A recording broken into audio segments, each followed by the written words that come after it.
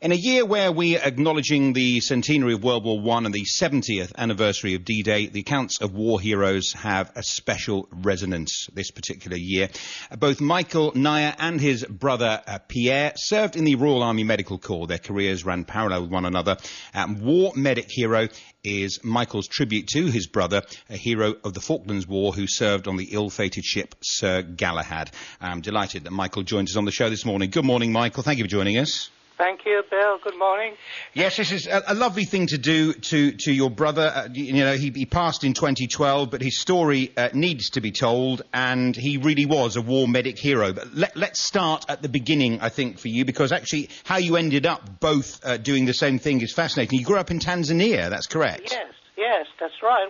We were both born and raised in Salaam, Tanzania. That's in East Africa. And we lived there as teenagers until 1964, when we emigrated to the UK. Now, that wasn't an emigration out of choice, really, was it? It was a kind of a forced emigration. Yes, yeah. In those days, it was a British colony until independence in 1961. The then ruling president, Dr. Julius Nyerere, decided to nationalize the whole country. And he wanted all non-blacks to sort of leave the countries. That included Europeans, Asians, and the likes of ourselves. And in 1964, there was a military mutiny. And it was then the turning point, the last straw on the back, really, camel's back. My parents decided enough is enough, and we emigrated. You then joined the British Royal Army Medical Corps in 1965 and served for over 23 years. Yes. Wow. Yes. And what was your specific role? I was trained, and so was Pierre. We were trained as operating theatre technicians, working throughout military hospitals in the world, serving troops, the families, and civilians as well. But our main speciality was setting up field hospitals. And at a drop of a hat, we could be demobbed and rather mobbed up and taken to hostile areas throughout the world, treating casualties. Incredible. Under circumstances which must have been horrific at times, I guess. Absolutely, yeah. But, I mean, neither of us had ever been in a theatre of war until that fateful day in 1982. Where Pierre was mobbed up and taken to the Falklands Islands as part of a field surgical team. With your field surgical team, I imagine most of the people who are listening to this show, when they think of kind of field hospitals and field surgical teams, they unfortunately will think of the TV show MASH. Yes. Which I'm sure, that there maybe was a little comedy in it, but I guess that wasn't a true reflection of the real... No, Bill, this is serious stuff, Yes. Yeah. Absolutely. And you must have operated under conditions which most surgeons would just throw up their hands in horror and say, I'm sorry, I can't do it. You got it in one, yeah. Unless you have an experienced surgeon, which Pierre fortunately did under the demise of Colonel Jim Ryan, who was an experienced surgeon indeed. And, it's fantastic to work under guys like that, because they wouldn't ask for instrumentation that you would find in a general hospital in the NHS. And anything happens, you got to work on your toes, so to speak. So your brother, as you say, was called up to go to the Falklands. Was he put straight onto the Galahad then? No, Bill, no.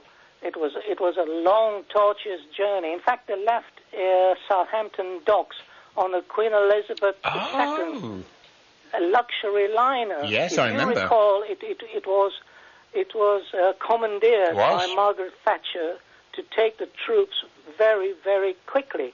And the fastest ship going was the QE2 in those days.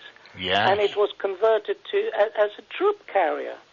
Well, I remember, this has particular poignance for me, Michael, because at the time of the Falkland Islands, I was presenting a breakfast show on a rather large radio station in the south coast of England, and we were based in Portsmouth.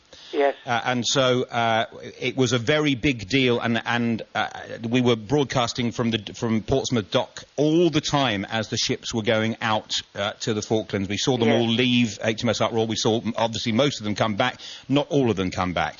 And I'll never forget going up to our newsroom, as we had then at the radio station, and the girl who was doing the news that morning, we used to have telexes in those days.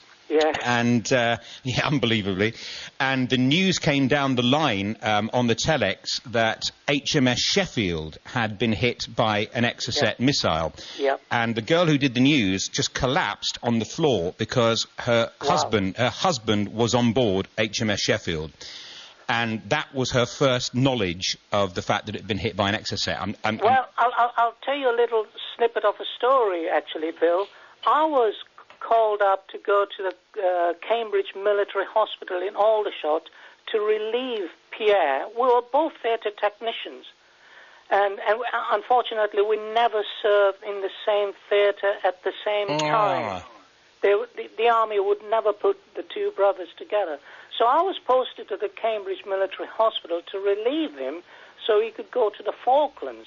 And on that particular day, we were sitting in the coffee room in the operating theatre watching the BBC newsreel. And there was Sir Galahad ablaze. And we were all saying, poor buggers, you know. And I didn't even know my brother was on the ship. Oh, dear God. Can you imagine it? Oh, I can. It's just...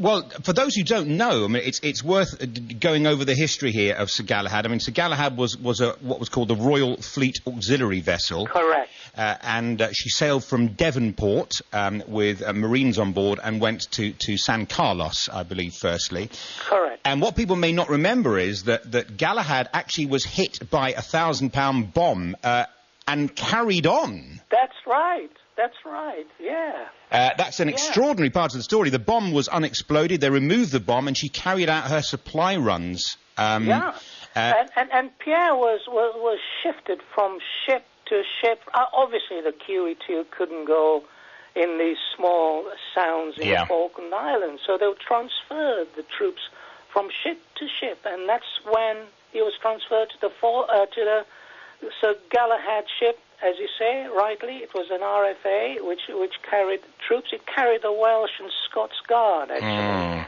and the whole element of the field surgical team. Yes. And that day you talk about so movingly there of seeing on the TV was the 8th of June 1982. It was preparing to unload soldiers from the Welsh Guards, and it was attacked by 3 aircraft simultaneously, each of them loaded with 3 bombs. And it was hit by 2 or 3 of those bombs and set alight, and that's the images that you're talking about. Absolutely. I don't think any of us who saw those will ever forget the images. You can imagine the images, you know, terrific. And this is all recorded in my book, War Medic Hero.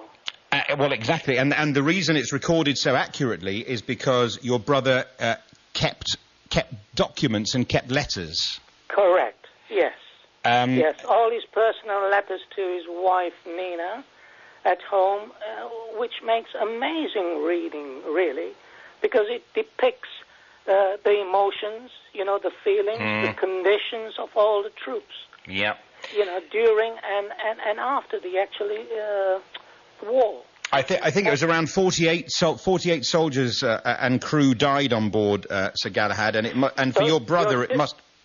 You're dead right. Yeah. Sorry to interrupt. No problem. 48 people were killed. Yeah. And for your brother, that must have been absolute carnage. I mean, basically, the ship was on fire. The last man off was the captain, but eventually it was over for the ship. But he was a hero because he was dealing in horrendous conditions and trying to fix people who were basically really badly burned. Correct. Yeah. He found himself, ironically, Bill, as the only medic on board. Oh. Because during the disembarkation, all of these mates, all of the field hospital surgeons, etc., were already on the shore when this bomb hit the Sir Galahad, and he found himself just as a sole medic. Good Lord. Well, he did what he could do.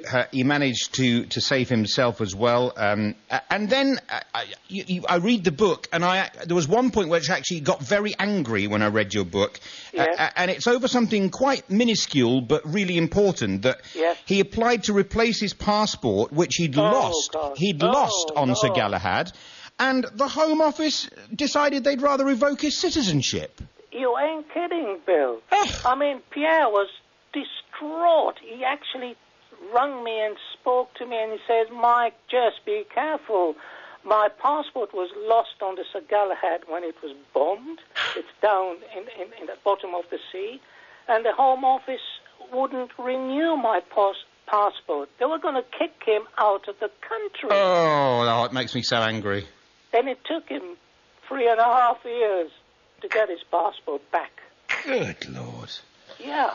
Beggars belief. And the actual letter is in my book. Yes, indeed. And in your book are descriptions which are very accurate and sometimes, difficult to read, but worth people reading to see what people have gone through. Absolutely. I think politicians should peruse the book. Yes. When deciding about going to war. Absolutely. Well, Pierre sadly died in 2012, 30 years after the Falklands War, but this book is a tribute to him and all the other people who served on board, but particularly to him, who is a war medic hero. That's exactly what he is. And it's a great read, and it's so lovely that you've done it for him. What about yourself these days? What are you up to these days, Mike? Well, I'm retired now, Bill. Yep. I used to work in the NHS as carrying on in my trade as operating theatre technicians. I retire, and I live now with my wife in Hereford. And I run my own gardening business. Oh, lovely. So it's totally different. So you've gone from tending people to tending plants. Yes. Well, it's a great book. Thank you so much for coming on and talking about it, Michael. I wish you a very happy retirement with your plants, and I really appreciate your time this morning. Yeah. Can I just say, people can get it on Amazon. Yep. And they can also look me up on my Facebook page. Fantastic. For details. That's Michael Naya, Naya. Correct. Michael, Thank you a pleasure. for letting me on your program, Bill. No problem. My pleasure. All the best. Thank you. Bye-bye. Bye-bye now. TRE